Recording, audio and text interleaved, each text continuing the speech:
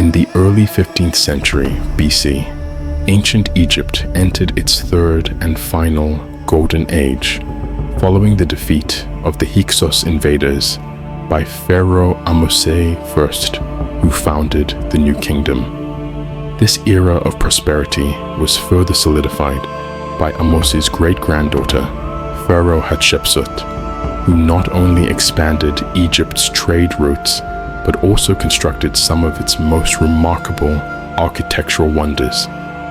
Despite the significant challenge of being a woman in a male-dominated society, Hatshepsut became one of Egypt's most successful and influential rulers, leaving a legacy that continues to intrigue historians today. Born in 1508 BC, Hatshepsut was the daughter of Pharaoh Thutmose I and Queen Ahmose.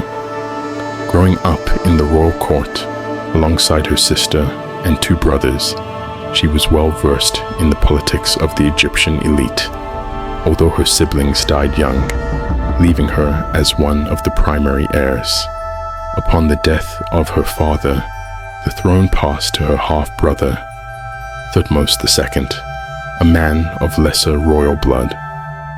To legitimize his reign, Thutmose II married his half-sister, Hatshepsut, when she was just 12 years old. Together, they had a daughter, Neferure, though their marriage remained childless with a male heir. Thutmose II had another wife who bore him a son, Thutmose III, who would later be the man to succeed Hatshepsut. After Thutmose II's sudden death in 1479 BC, the throne passed to his young son, Thutmose III, who was only 3 years old at the time. As his stepmother, Hatshepsut assumed the role of queen regent, guiding the kingdom in the boy pharaoh's stead. For 7 years, Hatshepsut ruled in his place, but in an unexpected move, she took the bold decision to declare herself Pharaoh of Egypt, fully embracing her power and authority. This decision wasn't without its challenges, especially considering her gender, but Hatshepsut's powerful bloodline and strong connections within the royal court gave her the support she needed. In order to legitimize her claim further, Hatshepsut boldly proclaimed that she was the daughter of Amun, the Egyptian god of air. According to her, Amun had possessed her father's body at the moment of her conception, thereby ensuring her divine right to rule. This daring move was not without risk, but it succeeded, particularly with the backing of influential officials like Senenmut, the overseer of royal works, who some believe may have also been her lover. To reinforce her position, Hatshepsut presented herself in royal iconography with the body of a man, often depicted with a false beard, defying the traditional gender norms for rulers. However, while she embraced the title of pharaoh, she understood that the role of a female leader still posed limitations. Unlike her male predecessors, Hatshepsut could not lead Egypt's armies into battle, but she found a creative way to use Egypt's military forces to further her goals. She commissioned an expedition to the fabled Land of Punt, a mysterious kingdom that had not been visited by Egyptians in over 500 years. The exact location of Punt remains unknown, though it is believed to lie somewhere on the southern shores of the Red Sea or along the Horn of Africa.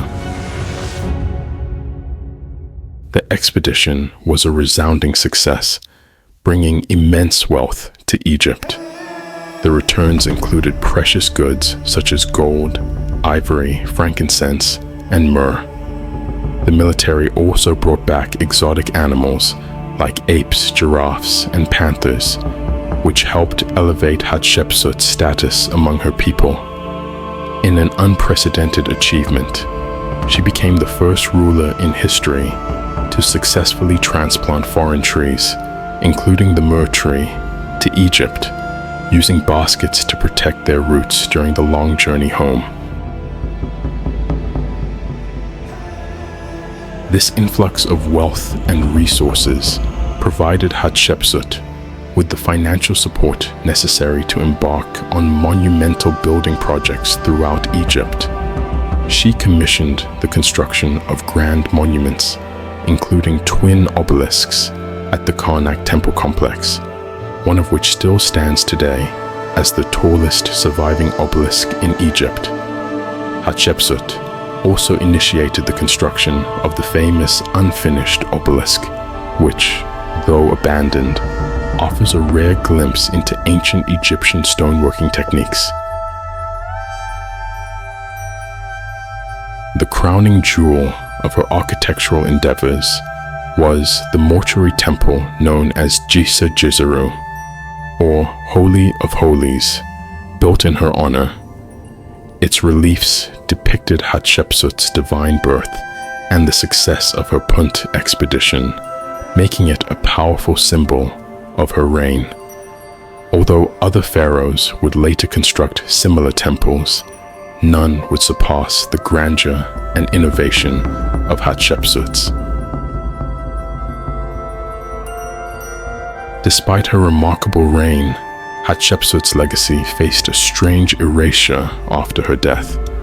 Her stepson, Thutmose III, who had grown into a powerful ruler himself, ordered the destruction of her images and monuments. Scholars have debated the reasons behind this attempt to erase Hatshepsut's memory. Some believe it was motivated by personal resentment, though there's no evidence to support this theory.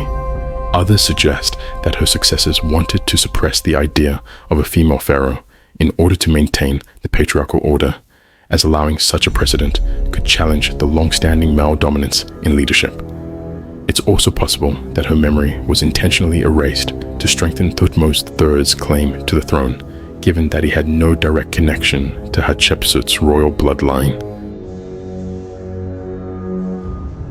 Hatshepsut's death in 1458 BC at the age of 50 has long been shrouded in mystery. Recent research indicates that she may have suffered from bone cancer in her later years, potentially caused by the frequent application of toxic ointments used for skincare.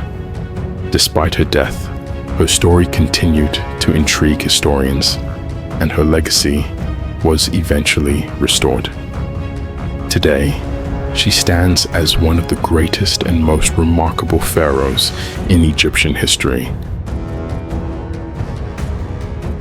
Hatshepsut was buried in the Valley of the Kings, becoming the second pharaoh after her father to be interred in this sacred burial site. Although her reign was marked by challenges, both political and gender-based, Hatshepsut's legacy of innovation, wealth, and monumental achievements continues to inspire awe and respect in the study of ancient Egyptian history.